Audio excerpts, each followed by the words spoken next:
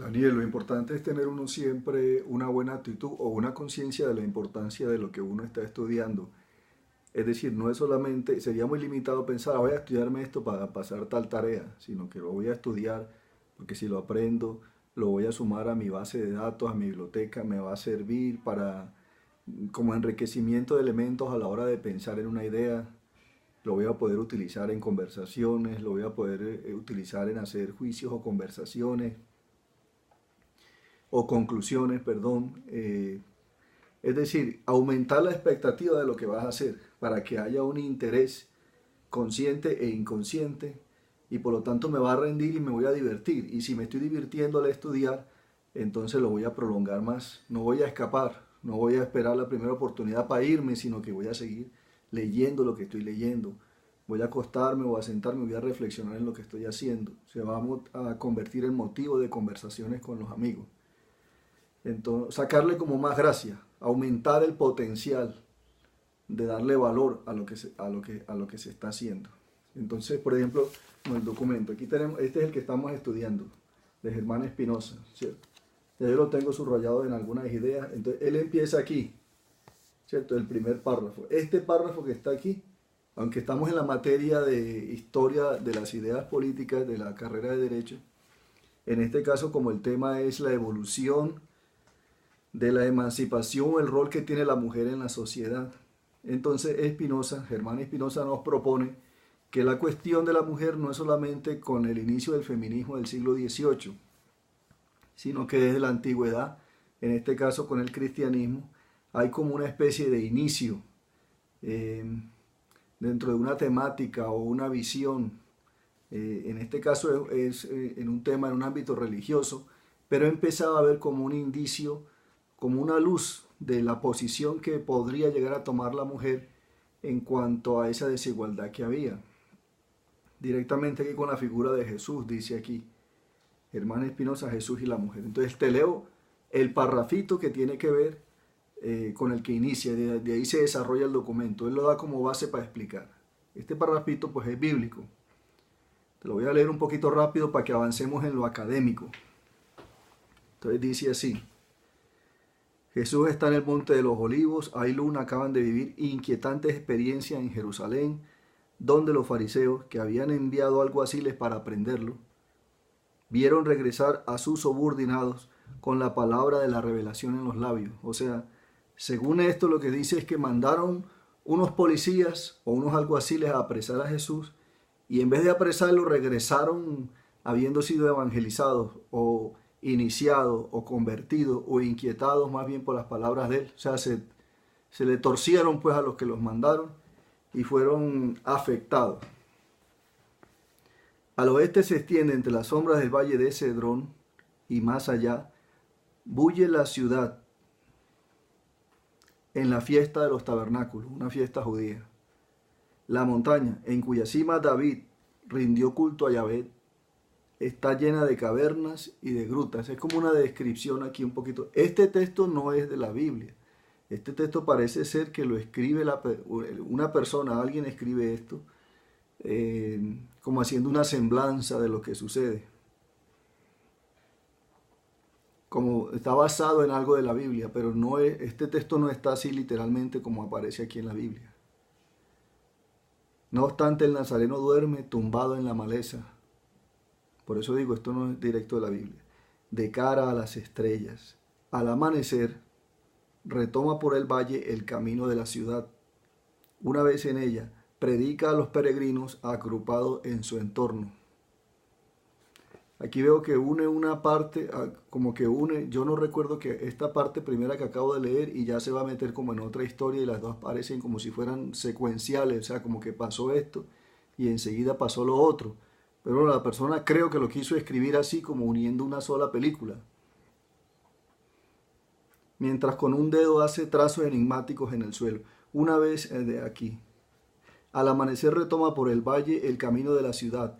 Una vez en ella predica a los peregrinos agrupados en su entorno. Mientras con un dedo hace trazos enigmáticos en el suelo.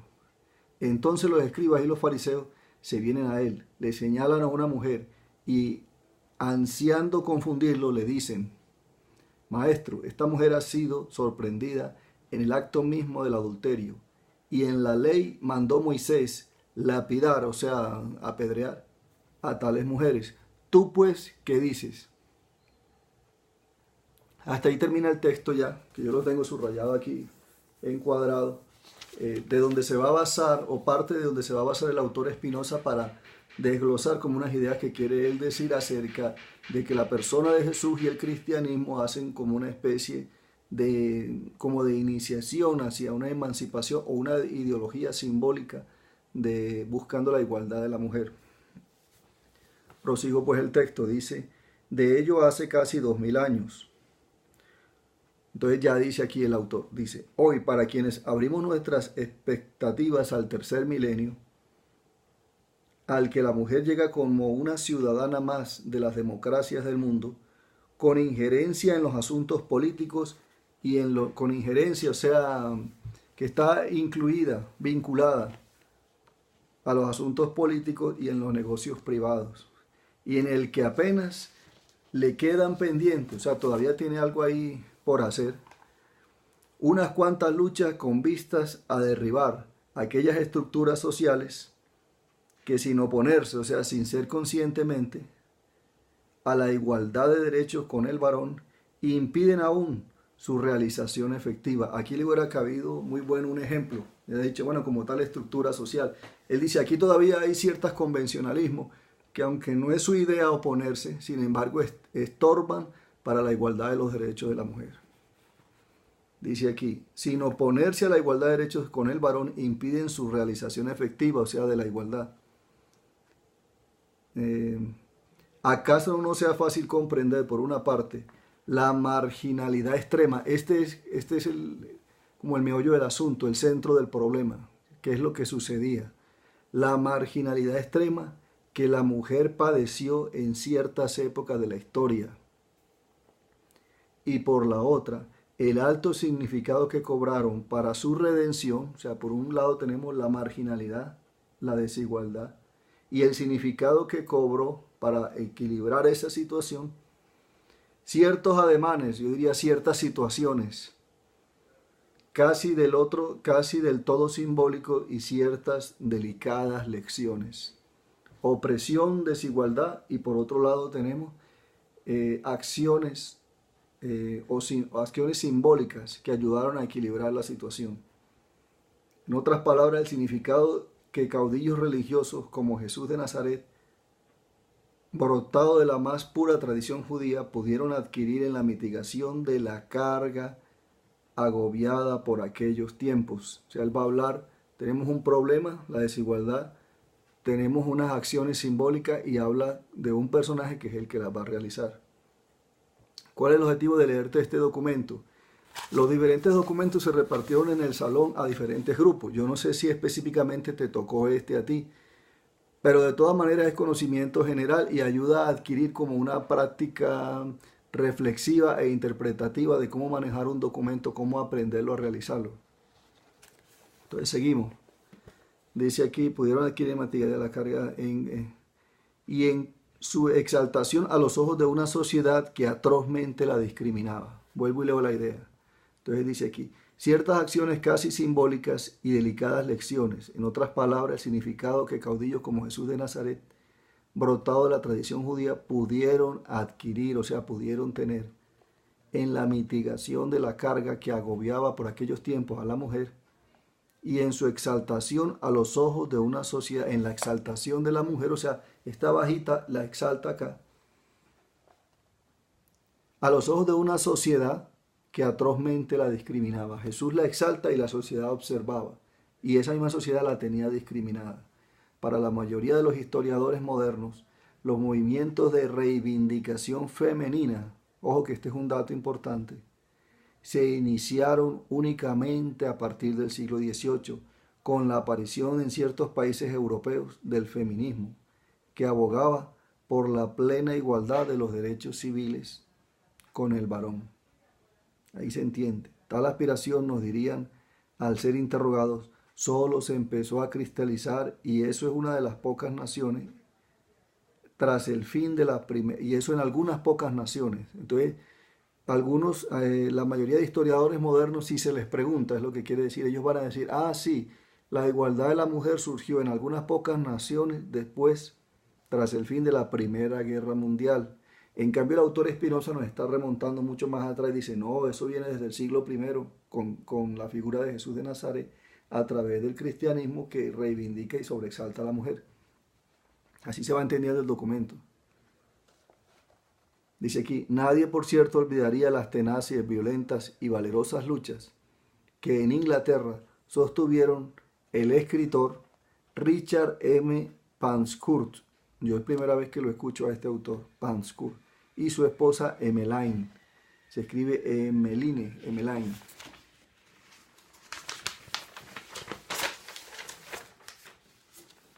Dice, entonces este escritor y su esposa lucharon, Pankhurst, hasta obtener en 1928, fecha clave, la aprobación del sufragio femenino en el Parlamento británico. Es decir, para que la mujer pudiera votar, eso es hace poquito, eso es en el siglo pasado. 1928 la mujer ya podía votar en Inglaterra, el Parlamento británico lo aprobó. Decisión que marcó un hito decisivo en las valiosas conquistas que habrían de lograrse andando el siglo XX, es decir, lo que sucedió en Inglaterra, en la isla ya de alguna manera se iba a irradiar hacia el resto de Europa y por lo tanto en el mundo. Por eso dice que fue una decisión que marcó un hito decisivo en la conquista de la mujer en el siglo XX. Probablemente muchos de esos historiadores rehusarían remontarse al siglo I, es decir, ellos no aceptarían lo que Spinoza está planteando de nuestra era para encontrar allí la raíz de tales conquistas. Muchísimos de ellos se hallarían inclinados a pensar que el cristianismo jugó más bien un papel negativo en los desarrollos históricos que condujeron a su consecución. Es decir, mire, aquí tenemos como esto algo curioso, ¿sí? Esos historiadores más bien dirían, el cristianismo, o sea, están estigmatizando, el cristianismo jugó un papel negativo y ayudó a oprimir, digamos, a sostener la desigualdad en la mujer. El cristianismo ha jugado ese papel, dirían algunos historiadores, según lo que aquí se puede leer, pero es porque es lo que ellos conocen del cristianismo, ¿cierto? O por lo que les tocó ver o por la historia que conocen de eso, porque tal vez no conocen o no han analizado lo que Spinoza nos invita aquí a analizar, el fondo del cristianismo, ¿cierto? La historia como tal. Por eso dice que si les preguntara, dirían, no, eso, el feminismo es siglo XVIII, ejemplos, por ejemplo, como este escritor que en 1928 consigue que el Parlamento británico por fin apruebe el voto de la mujer, ¿cierto? En el siglo I, no, el cristianismo, los historiadores, según dice Spinoza, los historiadores van a decir, no, el cristianismo antes ayudó a la desigualdad, pero es lo que ellos conocen del cristianismo, ¿sí? Spinoza dice, no, si tú lees el Evangelio, si tú lees el cristianismo, realmente le ayudó a la mujer. Sin embargo, he aquí que el cristianismo, dice Spinoza, en su raíz, o sea, el cristianismo original, es decir, en los escasos años que duró la prédica de Jesús, Spinoza está diciendo, el cristianismo original es en esa época. Después viene como una especie de desviación del cristianismo. He aquí el cristianismo en su raíz, es decir, en los escasos años que duró la prédica de Jesús, produjo una serie de ademanes, o sea, de situaciones, que vistos a la luz del triste papel social, o sea, si comparas lo que el cristianismo planteaba, las escenas de Jesús, si lo comparas con lo que había antes, vistos a la luz del papel social que la mujer desempeñaba en aquella época, podría juzgarse no solo significativamente emancipadores, o sea, comparado el cristianismo con lo que antes había, es una actitud liberadora, sino dilucidadamente, o sea, claramente revolucionario. Spinoza está diciendo el cristianismo fue revolucionario en cuanto a la visión que se tenía de la mujer. Tales ademanes provinieron todos ellos del propio, él dice aquí, pues me parece un poquito poético, dice, del propio Cordero nacido de Belén. Lo que equivale a afirmar que en el marco de la teología cristiana hubieran debido ser considerados, o sea, si el propio Jesús no es una figura alrededor de Jesús, el propio Jesús hace unas cosas que son liberadoras para la mujer, y por lo tanto el cristianismo consideraría estas cosas como emanadas de fuente divina, tenían una autoridad que señalaba y decía, así es como deben de comportarse. Eso es una actitud muy de Jesús. Decía, esto es lo que se debe hacer, esto está malo, aquí se corrige, esto está bueno. Lo hizo todo el tiempo, filosófica y expresivamente, lo hizo con el ejemplo y lo hizo con las palabras, explicaba, no, así no es así. Así no vas a orar así. Así no debes comportarte, vas a comportarte así. Y con su ejemplo dijo hacia la mujer, esta es la visión que se debe tener. Es lo que Spinoza intenta aquí como explicarnos. No fue así por las numerosas tradiciones. Entonces, aquí va a hablar de quien toma, digamos, la religión tradicional, coge y toma las riendas del cristianismo y se lo apropia. Dice, vea, el cristianismo soy yo. ¿Cierto? Una cosa es el cristianismo como una especie de la suma de ideas existenciales, ¿cierto? Cuando surge en el momento de Jesús, como un planteamiento, como una propuesta de vida.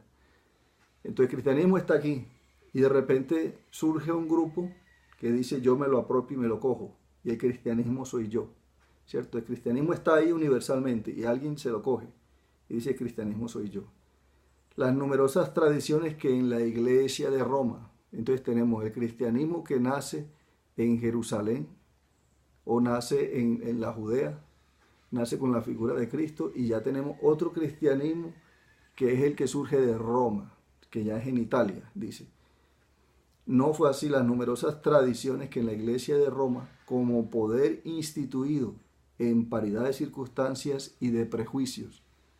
Esa palabra es clave. Entonces Spinoza dice, ya el cristianismo o la iglesia, que no necesariamente es lo mismo, la iglesia toma, dice, no, el cristianismo me lo cojo yo, pero dice aquí que tenía prejuicios con las monarquías del mundo, es decir, la paridad de circunstancias y de prejuicios, o sea, ya la iglesia estatuida era igualitaria con otras monarquías y en consecuencia con esas monarquías se comportó con los mismos prejuicios, no necesariamente estudia las profundidades del cristianismo y incurrió en esos prejuicios hacia el texto evangélico o evangelístico o el texto del evangelio, pues entonces cogió y dijo, ya esa institución que es la iglesia, podría llamarse universal, pues que se apropia del cristianismo y también tiene los prejuicios junto con las monarquías. Y entonces ella es la que dice, bueno, esto significa esto, o esto significa aquello, o esto significa esto otro. Es la que interpreta como de manera oficial e incluso impuesta. Y dice, no, a esto parémosle más bola y a esto parémosle. Casi que es la que como que administra pues el evangelio o administra el cristianismo. Aquí no lo dice directamente, no te dice catolicismo directamente, pero te dice en la iglesia de Roma, ese es catolicismo. De ahí viene la pelea del protestantismo, o sea, Martín Lutero, que siendo abogado, o habiendo estado estudiando para abogado, perdón, y después dedicándose a ser un monje, llega y lee, estaba acostumbrado a interpretar, y entonces leía mucho el evangelio y dice, hombre, pero un momentico, aquí dice una cosa, y la iglesia parece estar haciendo otra. Dice aquí una cosa, pues la iglesia, y ahí surge él como una especie de revolución, o reacciona, o se revela, como le quieran decir, y dice, no, dos cosas están diferentes, están haciendo distintas. Y ya viene cuando la iglesia llega y paz, se parte así, porque tiene una gente en Alemania, allá donde él surgió, que lo sigue y dice, hombre, sí es verdad, eso no es como la institución romana lo está haciendo, sino que hay errores, y entonces la iglesia pues se divide. Se divide porque hay un montón de interpretaciones y de prácticas que no necesariamente iban acorde al cristianismo. Y por cuestiones de corrupción, etc. Yo, ¿por qué este trabajo yo lo hice directamente en la clase, no lo leí? Donde lo hubiera leído con despacio y haberlo hecho a la luz de lo que aquí estoy entendiendo, seguramente hubiera puesto esa apreciación. Lo hubiera pensado por lo menos, porque ese profesor se ve que es bien católico y entonces es como llevarle la contraria ahí. Y quién sabe entonces cómo reacciona una persona cuando le llevan algunos son objetivos y dicen sí, otros respetan la otra opinión, en cambio otros son más dogmáticos, vaya uno a saber. Y dice, me le estás atacando a la iglesia. Y entonces te lo echas de enemigo, pues. Pero o sea, la actitud que tuvo la iglesia es incuestionable. Jesús de Nazaret, en su mensaje de dulzura y paz, removió hasta los cimientos de la postura que tanto el judaísmo como el orbe pagano, o sea, tanto dentro del mundo judío como el resto del mundo, de aquellos tiempos habían adoptado hacia la mujer. Había una posición hacia la mujer y Jesús la rompe. Según nos dice aquí Spinoza, y realmente tú lees los evangelios y puedes interpretar eso. Jesús rompe el dogma o la visión o la estigmatización que había con la mujer, en la actitud, el comportamiento, y le da un estado como de igualdad. Dice, dicho de otra manera, defendió, dice aquí Spinoza, Jesús de Nazaret defendió la igualdad religiosa ante el varón. Y si defiende, como la religión era el centro, casi que la doctrina era la ley misma, la religión era la ley.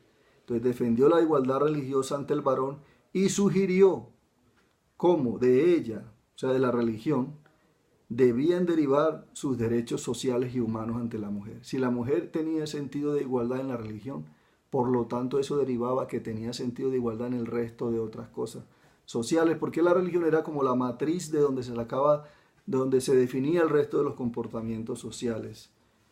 Lo trascendente de aquella actitud solo era posible comprenderlo rememorando, por una parte, en qué consistía el salvaje sometimiento que la mujer sobrellevaba en la tradición antigua, y por otra, recorriendo el Evangelio, los atisbos doctrinales de Jesús aportados en aquella dirección. Es decir, había opresión, ya lo dijimos ahorita, y entonces ya después hay liberación.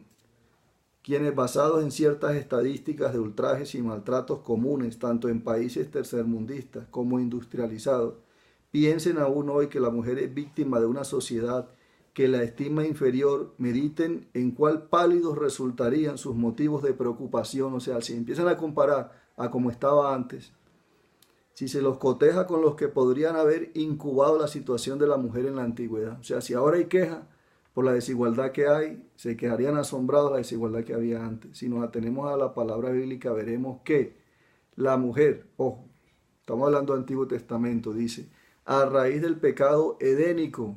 ¿Cuál es el pecado edénico? O sea, en el paraíso, la historia bíblica empieza en el paraíso y entonces la mujer comete la embarrada y entonces habla con la serpiente de primero, habla es ella, no él, y entonces le hace caso. Ella es la que prueba primero, pues, como el pecado, la rebeldía, la desobediencia, y después induce al hombre según esa historia, ¿cierto? Entonces la mujer habla con el diablo, prueba ella de primero, induce al hombre y le dice, mira, come de esto también.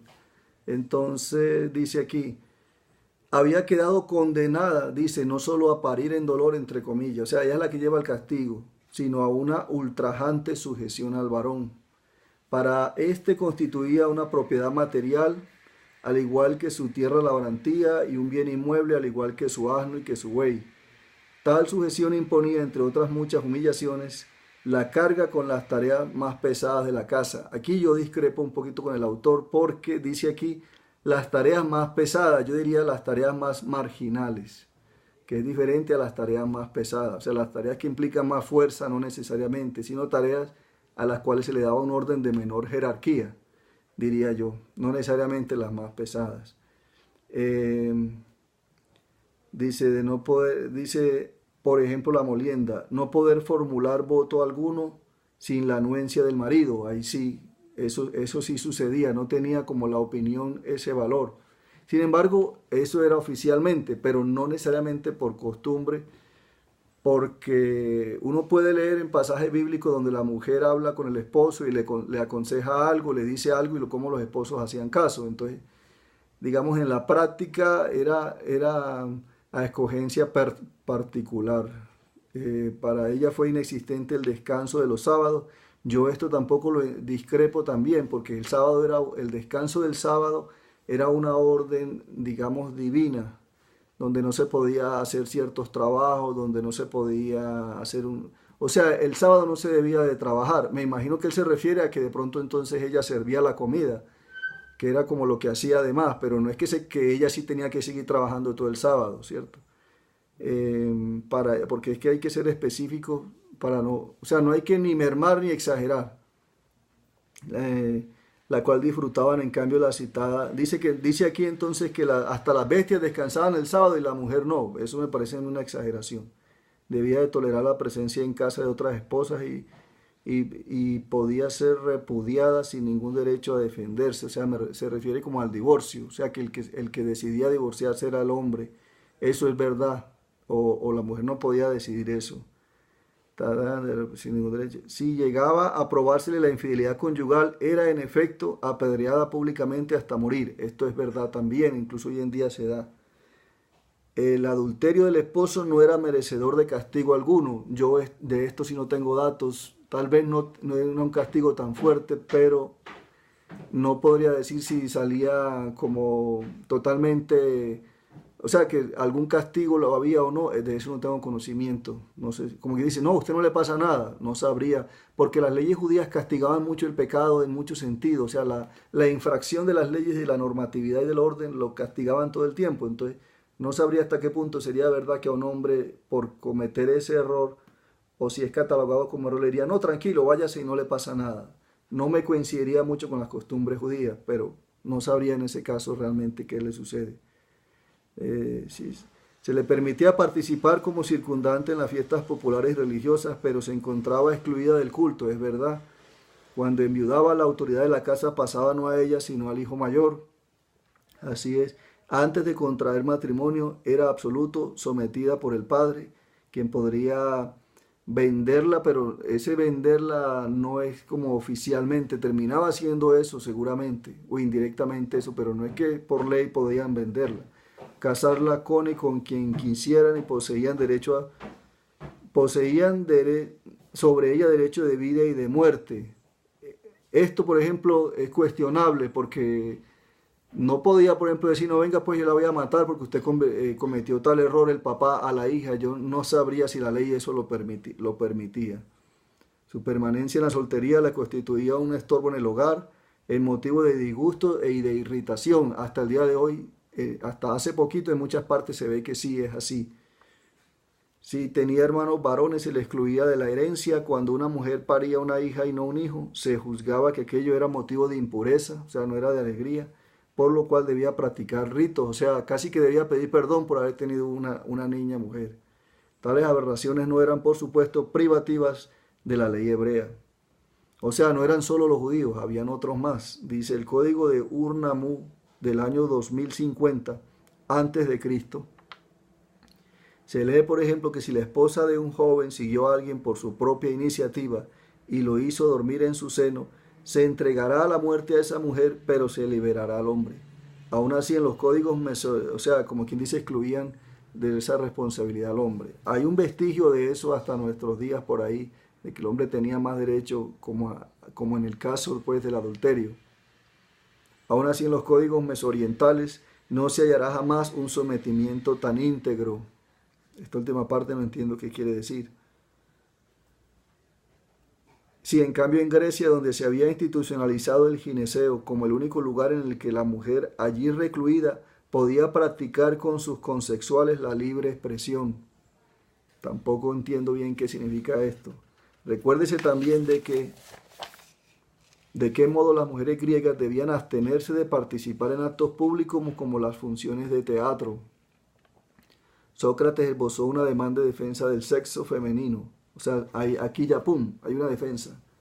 Sócrates más o menos empieza a defender el sexo femenino al sostener que la razón de su aparente inferioridad, Sócrates dice, la razón de la aparente inferioridad de la mujer era la ausencia de una educación apropiada, es decir, no radicaba en su esencia, sino en las costumbres culturales. Se apresuró pero Aristóteles se apresuró, transcurrido menos de un siglo, a volver a las cosas a su punto, predicando que la sola contribución de la mujer al desenvolvimiento de la historia radicaba en la función procreadora, que según él era en ella pasiva, o sea, que ni siquiera porque quisiera, sino porque le tocaba. El historiador judeo-latino, o sea, judeo-romano, Flavio Josefo, 50 años después de la crucifixión, Aún sostenía, pese a su índole de ciudadano romano, que la mujer es en todo inferior al varón, ese es Flavio Josefo. Asentando lo anterior, no será arduo resaltar de qué modo la actitud de Jesús de Nazaret en sus 3 años de prédica pública contrastó a todas luces, o sea, de todas maneras, con aquella tradición funesta. El texto al cual iniciamos hace alusión, se encuentra en Juan 8, 2 al 11. Allí se refiere cómo los escribas y fariseos trajeron a aquella mujer sorprendida en adulterio y dieron al Galileo. Y dijeron al Galileo, en la ley nos mandó Moisés a apedrear a tales mujeres. ¿Tú pues qué dices? O sea, como él era tan perdonador y al mismo tiempo había una ley tan rígida, lo vamos a poner entre la espada y la pared, ¿cierto? Si la perdona hace mal y si la ataca, entonces mire que no es como tan perdonador, ¿cierto? Entonces dice, o sea, si da el permiso de apedrearla, pues. Tú pues que dice Jesús, que inclinado hacia el suelo escribía aún en tierra con el dedo, se enderezó y respondió. Algunos dicen que es que él estaba escribiendo el pecado de ellos para que no fueran a decir que después que no. El que de vosotros esté sin pecado, sea el primero en arrojar la primera piedra contra ella. Los hombres ante tal respuesta optaron poco a poco por retirarse y el predicador, o sea Jesús, viéndolos irse, le preguntó a la mujer, ¿dónde están los que te acusaban? ¿Ninguno te condena? Ella respondió, ninguno, Señor. Y él le dijo entonces, o sea, cuando le dice Señor era por la autoridad, la fama religiosa, algunos le dicen rabí, como un personaje de autoridad. Y él le dijo entonces, ni yo te condeno, vete y no peques más. Se la perdonó. O sea, ahí él está incumpliendo la ley que ordenaba apedrearla. Tenía la autoridad para decir, no se le va a apedrear, vete y no peques más. Y entonces él está sentando lo que hoy en día llamaríamos un precedente de comportamiento ante una actitud que ya estaba regulada por una tradición. Y entonces rompe ahí la tradición. Le dijo, ni yo te condeno, vete y no peques más. Dice, huelga insistir en lo audaz que resultaba en aquellas fechas, en ese momento y en ese lugar, oponerse a una tradición milenaria. Jesús llamaba la atención, claro está, sobre el hecho de que en su doctrina todo pecador arrepentido podía acceder al perdón divino, pero también sobre el hecho de que tal prelación no era por igual, lo era por igual al varón que la hembra. Es decir, él predicaba el perdón, pero no hacía la diferencia de decir, bueno, el hombre se va a perdonar más, no. Él estaba haciendo una igualdad, a ambos los estaba perdonando igual. Se constituía pues por esta sola razón en adalid de los derechos sociales y humanos de la mujer. Implícita en aquella actitud puede hallarse, pese a ulteriores posiciones eclesiásticas, la afirmación cristológica de la igualdad de derechos para ambos sexos, y si los pecadores son igual ante la justicia divina, no debe serlo por ende ante la justicia humana. Es decir, si son igual ante Dios, también deberían ser igual entonces ante el hombre, es lo que ahí quiere decir.